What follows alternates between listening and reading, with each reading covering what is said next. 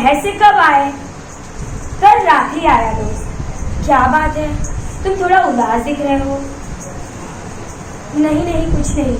वो क्या है ना, गुरुजी ने परीक्षा से पहले फीस मांगा है और माँ पिताजी के पास देने के लिए 136 रुपए ही नहीं है।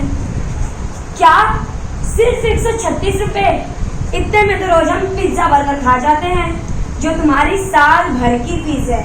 अब तो बाबा तुम्हारे स्कूल देखने की क्यूरियोसिटी बढ़ रही है। चलो तुम्हारे स्कूल चलते हैं। अच्छा चलो। अरे ये स्कूल है या कबाड़ खाना? टूटे फूटे दीवारें, टूटे फूटे बेंचेस, और ये क्या, आधे से ज्यादा बच्चे तो स्कूल ड्रेस में ही नहीं है। और ये तो बिना शूज के आए हैं। और ये तुम्हारे 10वीं के साथी, ये तो जैसे 5वीं के लग रहे हैं। इन्हें खाने को नहीं मिलता है क्या? मिलता है, हमें पोशाक, मध्याह्न भोजन, जूते सब मिलते हैं, पर कहीं 2-4 सालों में एक आध बार। शहरी स्कूल तो कितने अलग हैं।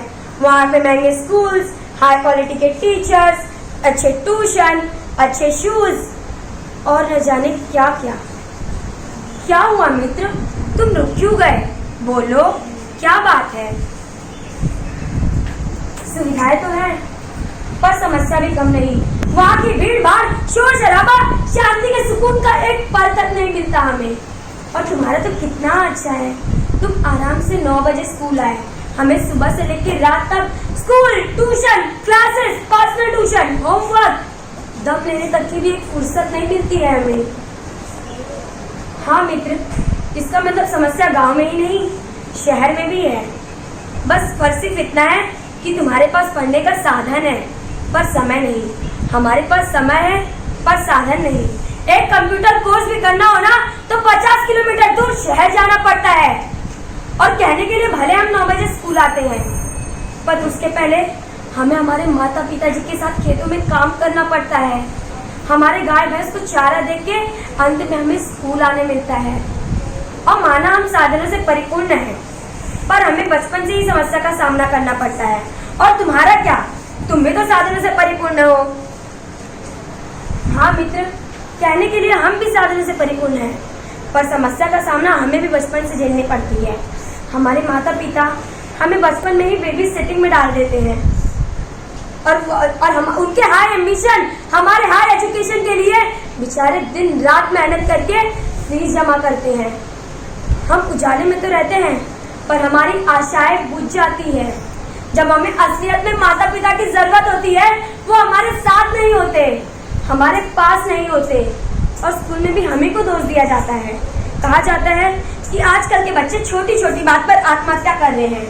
पर क्या कभी किसी ने जाना, किसी ने समझा कि अकेलेपन में हम कैसा फील करते हैं? माता पिता गुरुजी के सपनों को पूरा करने के लिए हम अंदर से कितना तड़प रहे हैं।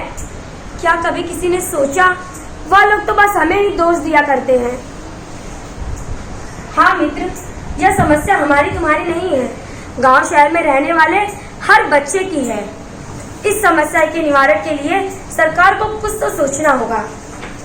हाँ, सरकार जब तक इसके बारे में कुछ नहीं सोचेगी, सारे बच्चों का जीवन अंधियारे में ही रहेगा। हाँ, सरकार को चाहिए ग्रामीण क्षेत्र के लिए जो सरकार द्वारा सुविधा जो प्रदान हो रही है, वह केवल मंत्री तक ही ना पहुंचकर सही मायने में जमीनी स्तर तक पहुंच रही है कि नहीं, इसका निरीक्षण सही मायने में हो। हाँ, और शहरों के लिए चाहिए कि जो शिक्षा के नाम पर व्यवसायीकरण चालू है ना, क्लासेस, कोचिंग, ट्यूशन कुकुर मुत्ते की तरह इधर उधर फैले हैं ना, इस पर समय रहते रोक लगाना चाहिए। और हम सब जानते हैं कि हमारे देश की आत्मा गांव में बसती है।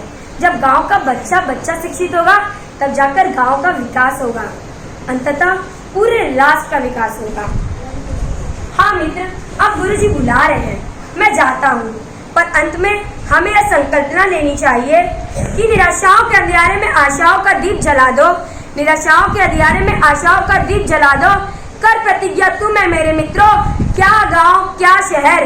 कर प्रतिज्ञा तुम है मेरे मित्रों, क्या गांव क्या शहर। क्रांति कर जीवन में सही राह बना लो, क्रांति कर जीवन में सही राह बना लो। धन्यवाद।